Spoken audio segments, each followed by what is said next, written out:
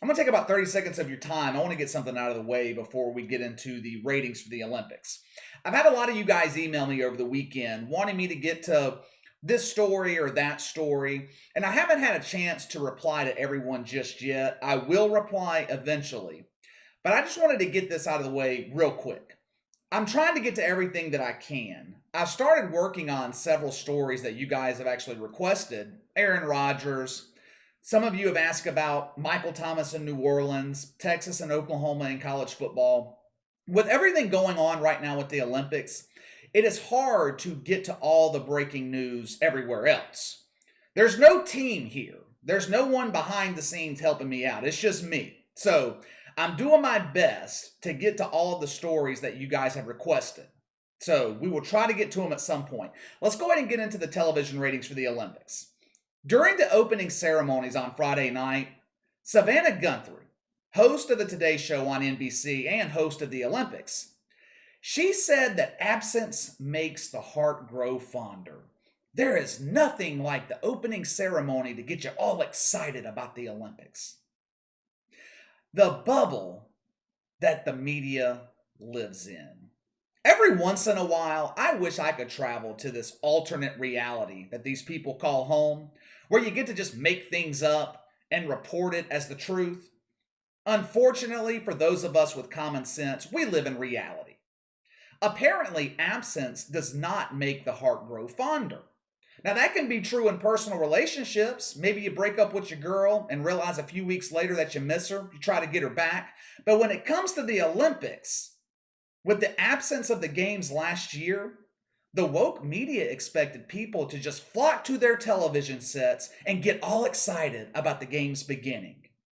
That did not happen.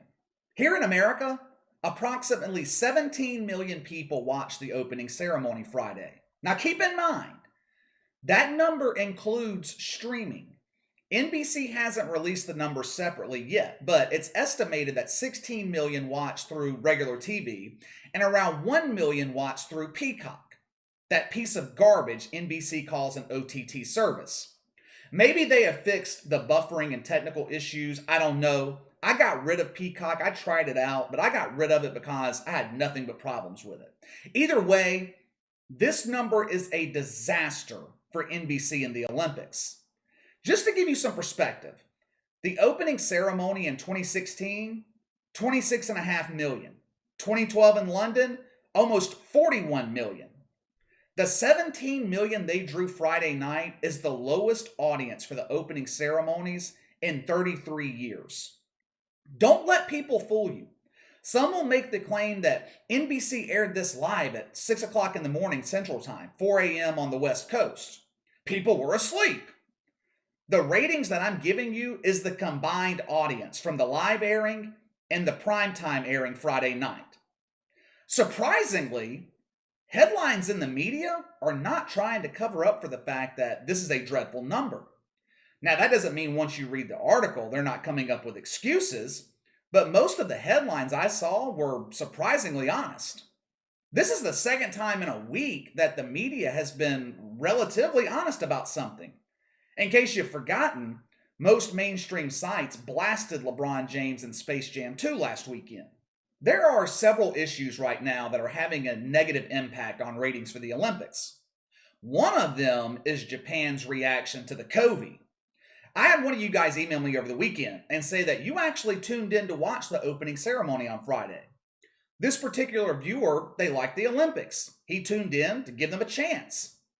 He made it about 5-10 minutes into the broadcast and turned it off because seeing all the Olympians parading around in masks just took the joy out of it. A good example of COVID fatigue. People are tired of hearing about it. They're tired of seeing it. Unfortunately, NBC in the Olympics, they have no control over that aspect. The government in Japan is freaking out about the COVID.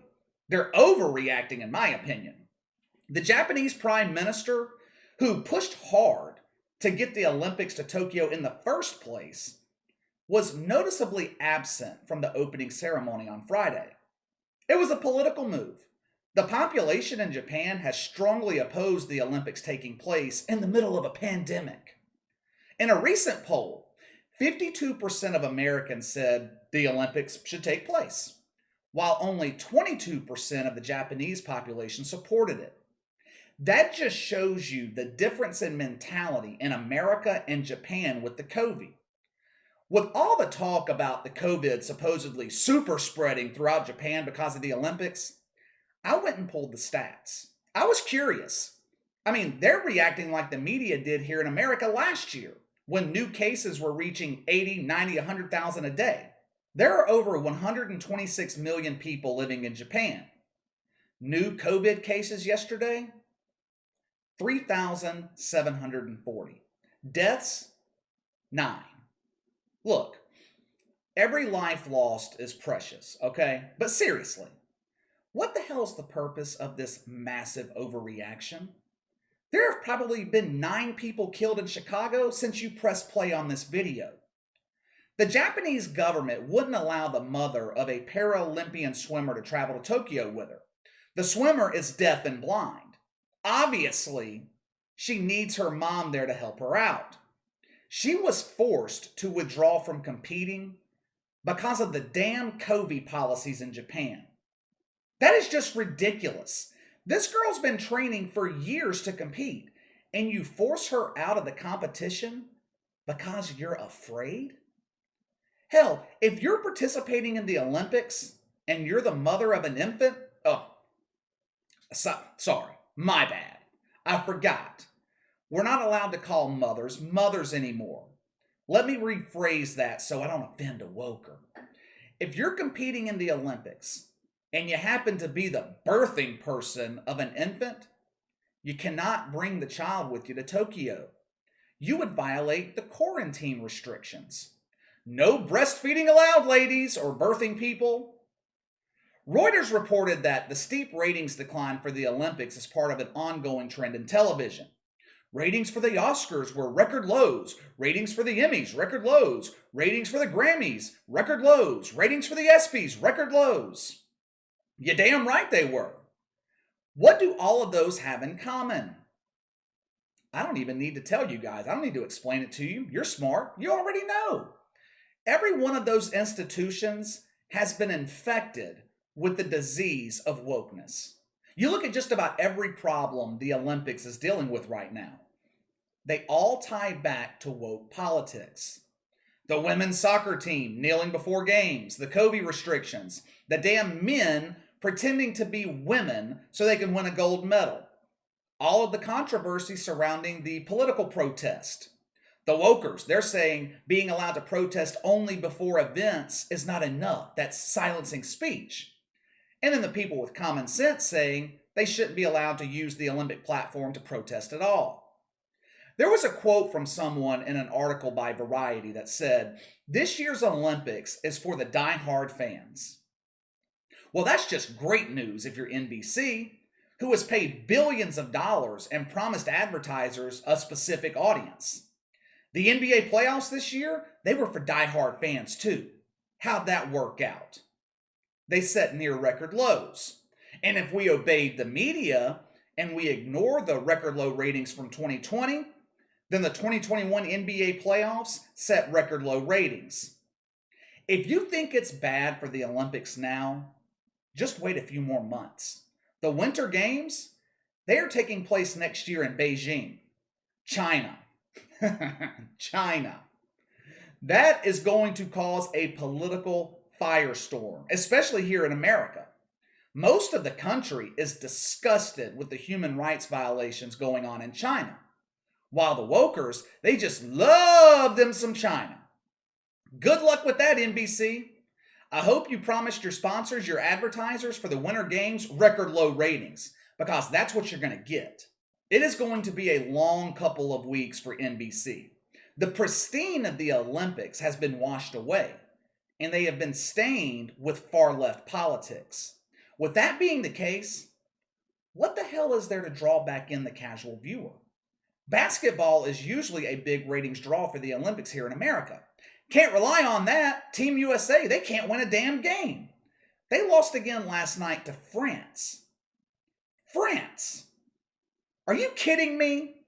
I thought the main sport in France was soccer or fashion. Has there ever been an NBA player from France? You can't rely on soccer to draw in the casual viewer because they have decided that they would rather be communist than soccer players. I saw an article on Fox News this morning talking about the WNBA players on the Olympic team deciding to stay on the court for the playing of the national anthem. I was like, oh, that's just so nice. I guess they changed their mind. They have left the court all season during WNBA games when the national anthem was played.